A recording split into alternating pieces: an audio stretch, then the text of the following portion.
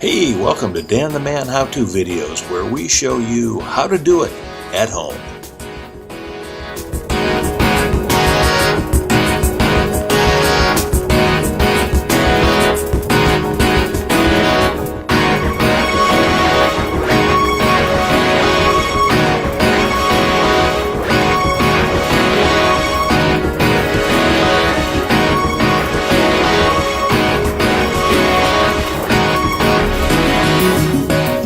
Thanks for tuning in.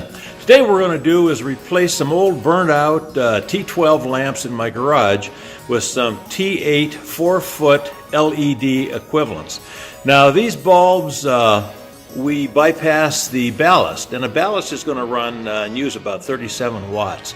So not only is the bulb more efficient, but by bypassing the ballast we save more energy. And if you look around the garage here, you can see I got a bunch of lights down here, and a couple of them are burned out.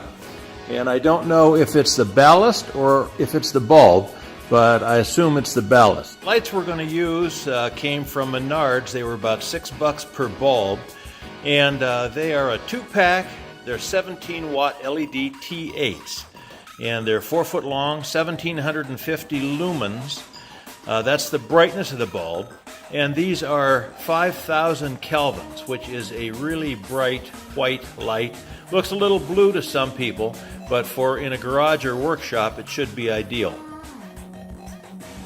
The bulbs come in a 2-pack, and there are 2 pins at the end of each light, and those pins simply plug in directly to the tombstones from our T8 or T12 fixture.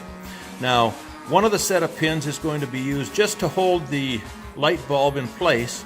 The other end is going to be used to power the bulb. So here we have one of the fixtures that we're going to retrofit with new bulbs. It's burned out, and like I say, I don't know whether or not it's the ballast or the bulbs themselves.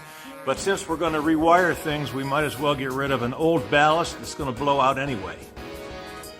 Once you remove the cover from the light fixture, you'll see something that looks like this. All of the wiring is exposed. The black thing, that rectangular box, is the ballast, and that's what we're going to replace. The devices at the end of the fixture on both ends are called tombstones, and these are used with a ballast to power the old T12 bulbs. What we're going to do is remove that wiring, and we'll rewire this fixture so that we feed from just one end, and we're only going to use the tombstones at the other end of the fixture to support the bulb. Here are the power input leads.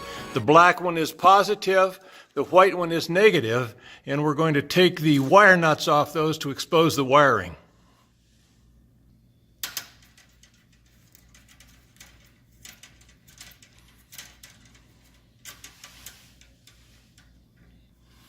Okay, you want to make sure the power is turned off before you start working on your fixture, but we're just going to simply cut these leads on the back side of the ballast, and we'll reuse the wiring.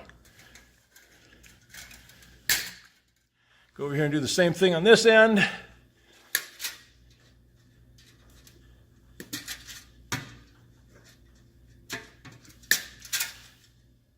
Okay, so once the leads are cut off, we're going to take a Phillips screwdriver and remove a single screw at the end of the ballast, and it will just come right out of the fixture. And I just put the screw back up in there to have a place to keep it in the event that one day you would ever want to put ballast back in there with some old T8 or T12 bulbs. You can have a place to mount it. And here's the old ballast. Once it's been removed from the fixture, you can just throw these away. Now the next thing we have to do is rewire the fixture. And what we want to do on these LED lights is connect the positive to one pin and the negative to another. Now we're going to have to go up and take a look at the ballast or the fixture and find out how it was wired. It may be a shunted ballast or non-shunted. We're going to need to determine how that works, because when we rewire these tombstones, we have to have the positive on one side, the negative on the other. Once again, the other end of the bulb is just going to be used for support.